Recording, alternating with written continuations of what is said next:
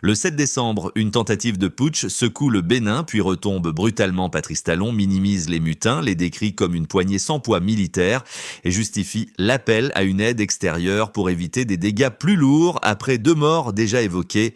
Mais la lecture des commentateurs diverge. Le Monde parle d'un appui du Nigeria et de forces spéciales françaises, tandis qu'un malaise au sein des forces béninoises est mentionné sur fond de lutte antiterroriste au nord. Que change ce décalage et pourquoi Ibrahim Traoré revient-il dans l'équation sahélienne maintenant? Ce qui est en jeu ici dépasse largement un épisode de communication présidentielle ou une tentative de renversement avorté. L'enjeu central pour le public est de comprendre comment un récit maîtrisé peut stabiliser à court terme tout en laissant subsister des fragilités profondes, militaires, politiques et régionales. Derrière les déclarations de Patrice Talon se dessine une ligne claire: circonscrire l'événement, isoler les mutins, éviter toute lecture systémique et préserver l'image internationale du Bénin présentée comme intacte malgré la secousse. À l'inverse, les analystes évoquent un malaise plus ancien au sein de l'armée, un déficit de moyens face au terrorisme au nord et des tensions politiques accrues par des choix institutionnels contestés. Cette divergence n'est pas anodine. Elle conditionne les relations avec les voisins, la CEDEAO et les blocs régionaux en recomposition.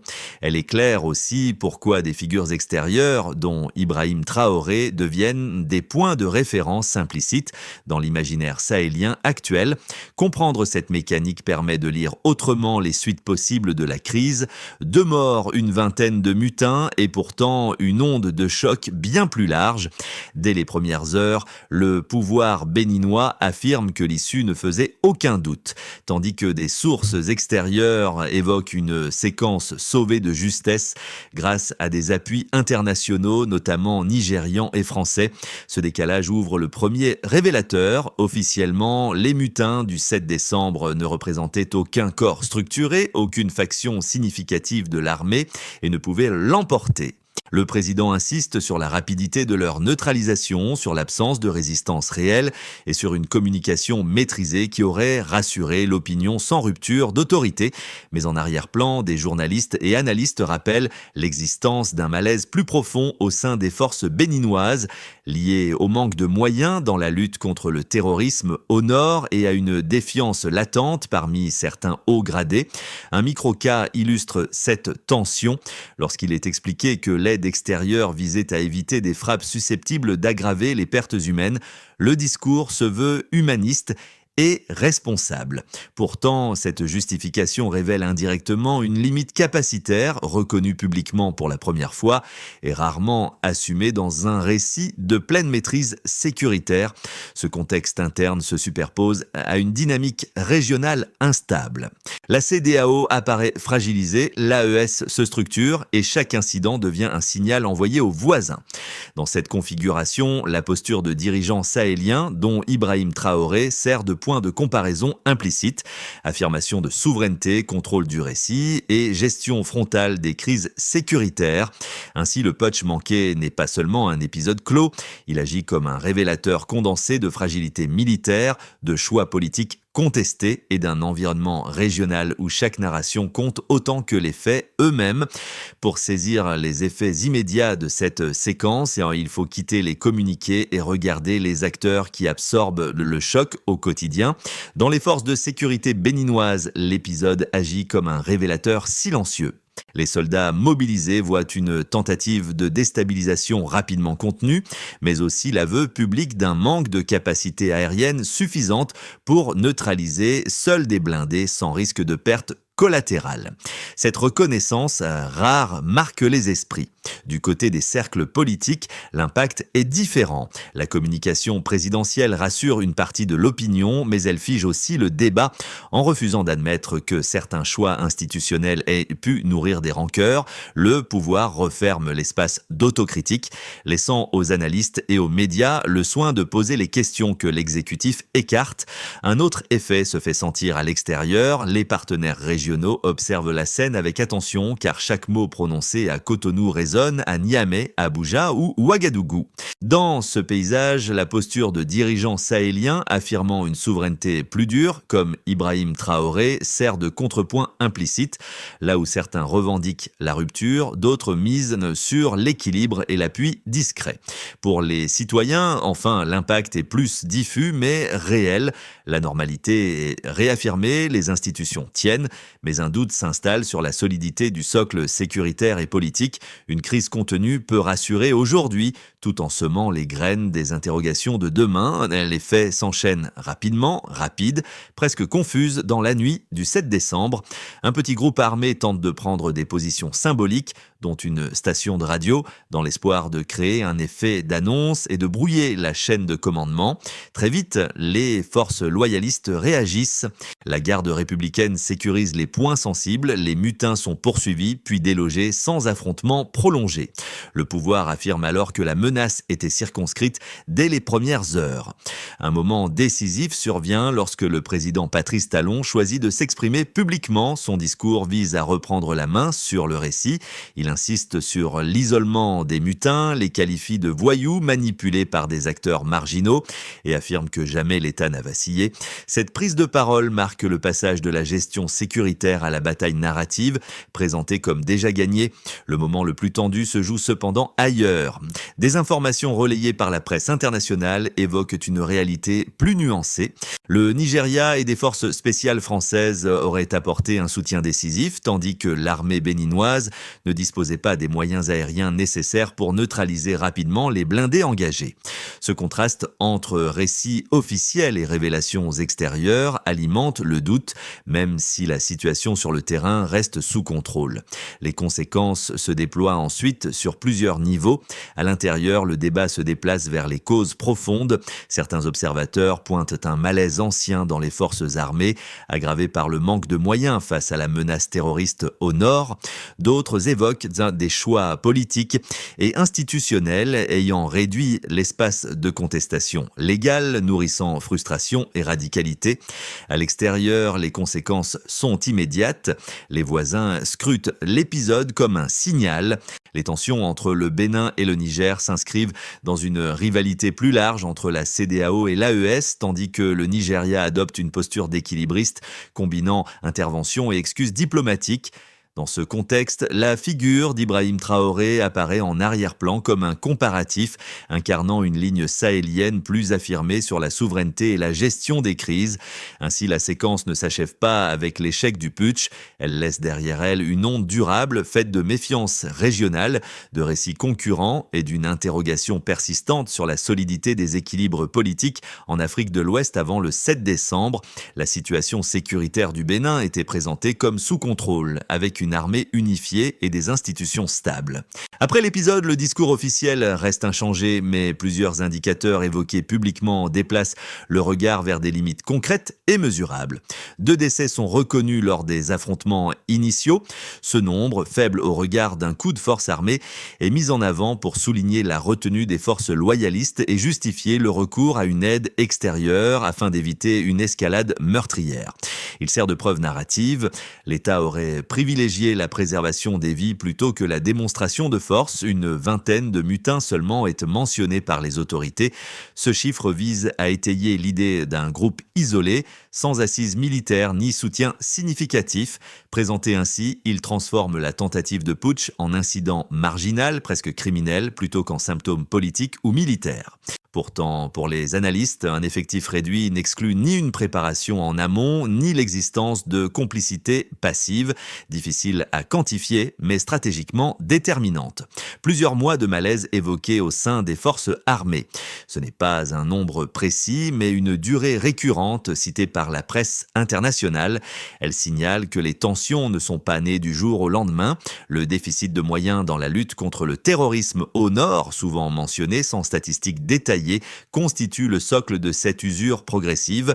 Pris ensemble, ces éléments montrent un écart progressif entre le discours et la réalité. Au départ, la situation est celle d'un État sûr de ses capacités, capable d'absorber toute tentative de déstabilisation.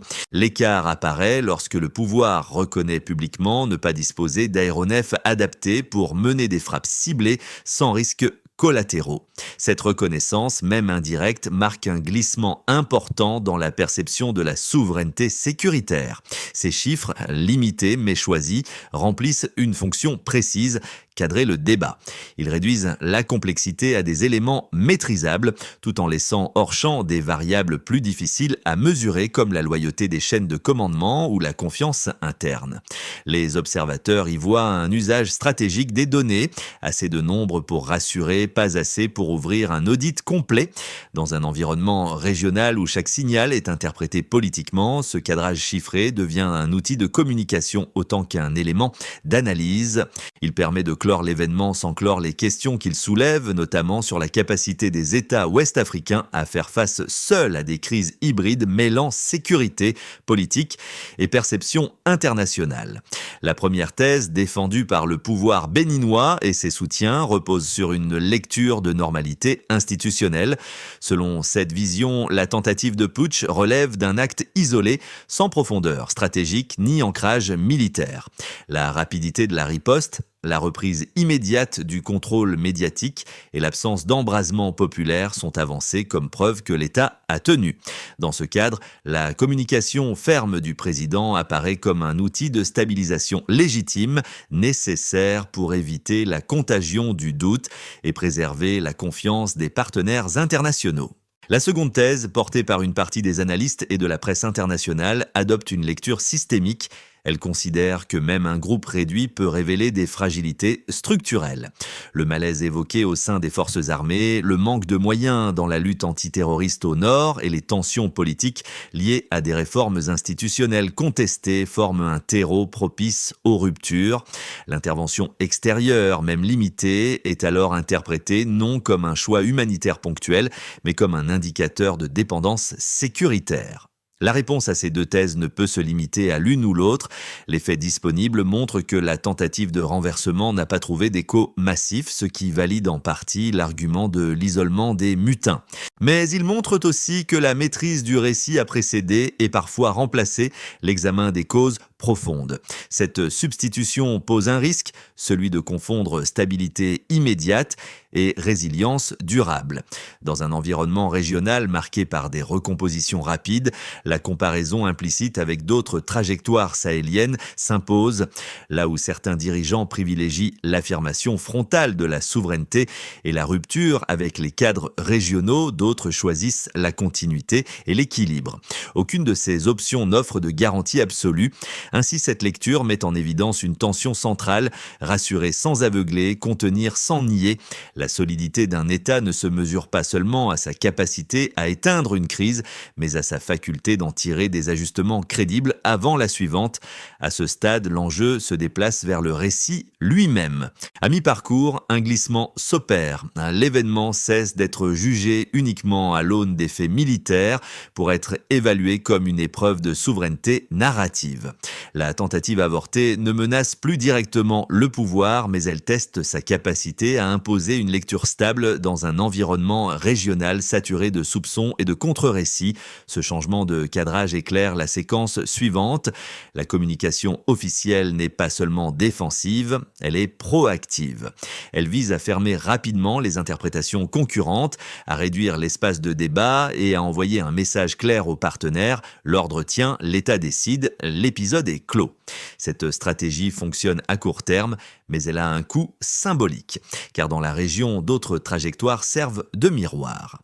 La posture d'Ibrahim Traoré, souvent évoquée en comparaison, illustre une approche différente. Assumer la confrontation, revendiquer la rupture et transformer chaque incident en preuve d'un bras de fer assumé avec les cadres existants. Cette ligne n'est ni universellement efficace ni sans risque, mais elle pèse sur les attentes et les perceptions. Le moment charnière révèle ainsi une réalité plus large. La crise béninoise devient un chapitre d'une bataille plus vaste où ce qui compte n'est plus seulement ce qui s'est passé, mais la manière dont cela est raconté, accepté ou contesté. À partir de là, les conséquences cessent d'être locales. Les effets de la séquence se lisent d'abord au niveau de l'État. Les autorités béninoises sortent formellement renforcées sur le plan institutionnel car le pouvoir n'a pas vacillé et la chaîne de commandement est restée intacte. Cependant, cette solidité affichée s'accompagne d'une vigilance accrue, les relations avec certains partenaires régionaux deviennent plus prudentes et chaque coopération sécuritaire est désormais scrutée à travers le prisme de la souveraineté et de la dépendance. L'État gagne en contrôle immédiat, mais perd en marge de manœuvre narrative à long terme. Pour les entreprises et les acteurs économiques, l'impact est indirect mais sensible. La stabilité politique est un signal clé pour les investisseurs et les opérateurs logistiques. L'épisode rappelle que même un pays perçu comme relativement stable peut être affecté par des secousses sécuritaires régionales. Les tensions entre voisins, notamment autour des ports, des frontières et des corridors d'exportation, entretiennent une incertitude qui renchérit les coûts et freine les projections à moyen terme. Du côté des citoyens, la conséquence est plus diffuse, le quotidien reprend, les institutions fonctionnent, mais un sentiment d'ambivalence s'installe. D'un côté, la rapidité de la riposte rassure et confirme que l'État tient. De l'autre, la mise à distance des débats de fond nourrit une impression de décalage entre discours officiels et réalité vécue, notamment pour les populations confrontées à l'insécurité au nord ou aux restrictions politiques. Cette ambivalence n'explose pas, mais elle sédimente. À l'échelle régionale, enfin, la crise agit comme un révélateur des lignes de fracture. Elle s'inscrit dans une opposition plus large entre la CEDEAO et l'AES, entre des approches fondées sur la coopération institutionnelle et d'autres revendiquant une souveraineté plus affirmée. Dans ce contexte, la trajectoire du Burkina Faso et la figure d'Ibrahim Traoré servent de point de référence, volontaire ou non, pour jauger les choix faits ailleurs. Chaque incident devient un argument dans un débat régional sur la légitimité, la sécurité et l'autonomie stratégique. Le résultat est clair, la tentative de putsch manquée n'a pas renversé le pouvoir, mais elle a déplacé les lignes. Elle transforme la stabilité en objet de négociation permanente entre perceptions internationales, attentes internes et équilibres régionaux. Ce déplacement conditionne désormais les décisions à venir, bien au-delà de l'événement initial. À moyen terme, plusieurs évolutions sont possibles. La stabilité formelle se maintient, le pouvoir conserve l'initiative narrative, les forces de sécurité restent loyales et les partenaires régionaux privilégient le pragmatisme. Les tensions avec certains voisins persistent, mais elles sont gérées par des ajustements diplomatiques discrets. Dans ce trajectoire possible, l'épisode du 7 décembre devient un précédent clos, utilisé comme preuve de résilience. Le risque principal est l'inertie, les fragilités identifiées ne sont pas traitées en profondeur, ce qui repousse sans résoudre les causes potentielles de futures secousses. La crise agit comme un électrochoc contrôlé. Des réformes ciblées sont engagées, notamment sur l'équipement des forces engagées au nord et sur la restauration de canaux de dialogue politique plus ouverts. La coopération régionale est rééquilibrée avec une clarification des rôles entre États sans rupture avec les cadres existants. Dans cette hypothèse, le Bénin consolide son image de pôle de stabilité relative en Afrique de l'Ouest, capable d'absorber des chocs sans basculer. La comparaison avec d'autres trajectoires sahéliennes, y compris celle incarnée par Ibrahim Traoré, reste présente mais cesse d'être structurante. Les tensions latentes s'aggravent. Le malaise au sein des forces armées se prolonge, les crispations politiques s'accentuent et les rivalités régionales prennent le pas sur la coopération. Chaque incident, même mineur, est interprété comme une menace existentielle. Dans ce contexte, la dépendance à des appuis extérieurs devient plus visible, alimentant un discours de contestation interne et externe. La stabilité affichée se fragilise non par un choc brutal, mais par une érosion progressive. Ces hypothèses ne sont pas des prédictions, mais des cadres de lecture. Le point commun est clair. Si les causes structurelles sont traitées, la crise reste un épisode. Si elles sont éludées, elle devient un précédent. C'est à ce niveau que se joue l'essentiel. Pour le public, cette séquence ne se traduit pas de la même manière selon les positions sociales et professionnelles. Un premier groupe, composé d'acteurs institutionnels, de fonctionnaires et de cadres administratifs, retient surtout le message de continuité. La crise a été contenue, l'État fonctionne, les routines reprennent. Pour eux, l'épisode confirme que la stabilité repose autant sur la maîtrise des récits que sur l'usage de la force. Leur attente principale porte désormais sur la clarté des orientations à moyen terme, notamment en matière de sécurité et de coopération régionale. Un deuxième groupe, plus exposé aux effets indirects, rassemble les acteurs économiques, les commerçants transfrontaliers et les travailleurs des secteurs logistiques. Leur lecture est plus pragmatique. Ce qui compte n'est pas tant le discours officiel que la fluidité des frontières, la fiabilité des ports et la prévisibilité des relations avec les voisins. Chaque tension diplomatique, chaque fermeture ou ralentissement se traduit pour eux par des coûts supplémentaires et une incertitude accrue. Leur inquiétude est silencieuse mais persistante. Un troisième groupe enfin regroupe les citoyens ordinaires, notamment ceux vivant dans les zones périphériques ou confrontés à l'insécurité. Pour eux, la crise réactive une question simple. L'État protège-t-il partout de la même manière ? La communication rassure, mais elle ne répond pas toujours à l'expérience vécue. Ce décalage nourrit moins une contestation ouverte qu'un retrait, une forme d'attente prudente. Deux pistes émergent à ce stade. D'abord, distinguer clairement ce qui relève de la gestion de crise immédiate et ce qui relève des réformes de fond pour éviter la confusion. Ensuite, rouvrir des espaces d'explication sans dramatisation afin de réduire l'écart entre récit national et perception locale. C'est dans cette articulation que le lien avec le public peut être consolidé. Une sortie durable de cette séquence suppose un enchaînement d'actions lisibles, sans rupture brutale, mais avec des jalons clairs. D'abord, cela concerne l'État et l'exécutif. Il s'agit de clarifier ce qui relève de l'exceptionnel et ce qui relève du structurel. Reconnaître publiquement les limites capacitaires ne signifie pas fragiliser l'autorité. Cela permet au contraire de fixer un cadre réaliste pour les priorités sécuritaires, notamment dans les zones exposées au nord. Le calendrier importe. Agir rapidement sur les points identifiés évite que le débat ne se fige. Ensuite, cela implique les forces de sécurité. L'enjeu n'est pas seulement l'équipement, mais la confiance interne. Des mécanismes de dialogue hiérarchique, discrets mais réguliers, peuvent réduire la défiance évoquée par plusieurs observateurs. La mesure du succès ne passe pas par des annonces spectaculaires, mais par la stabilité des chaînes de commandement et la prévention des ruptures. Par ailleurs, cela relève du politique. Rouvrir des canaux de discussion, même étroits, permet de désamorcer les frustrations qui s'expriment hors des cadres institutionnels. Cela ne suppose pas un consensus, mais une reconnaissance minimale des désaccords. À ce stade, la comparaison régionale joue un rôle. Les trajectoires plus radicales, associées à des figures comme Ibrahim Traoré, montrent ce que produit une stratégie de rupture assumée, avec ses gains symboliques et ses coûts. Enfin, cela concerne les partenaires régionaux. Clarifier les règles de coopération, les lignes rouges et les mécanismes de gestion de crise réduit les malentendus. Le critère d'évaluation est simple, moins d'improvisation, plus de prévisibilité. Cette feuille de route ne promet pas l'absence de crise, elle vise un objectif plus modeste et plus solide, transformer un épisode déstabilisant en apprentissage opérationnel avant qu'il ne se reproduise sous une forme plus coûteuse. Le fil conducteur revient à ceux qui ont absorbé le choc en première ligne dans les forces de sécurité. L'épisode reste comme une alerte silencieuse. Une crise contenue n'efface pas les failles révélées.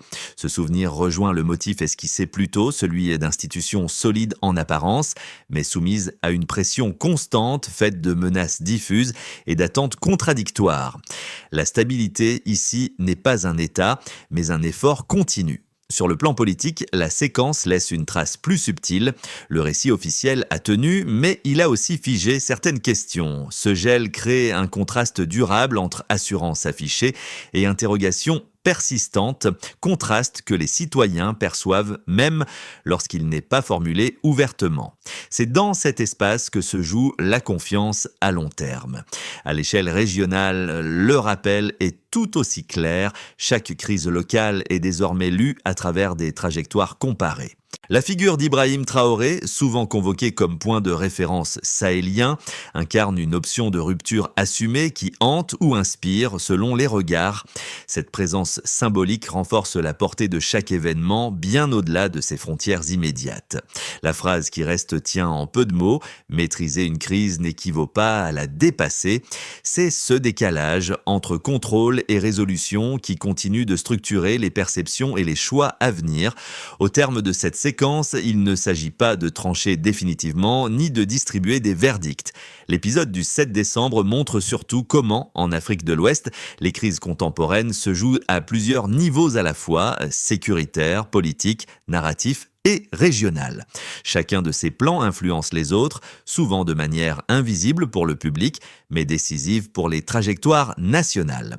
Pour les sociétés concernées, la question centrale n'est pas seulement de savoir si l'ordre a été rétabli, mais comment il est entretenu dans la durée.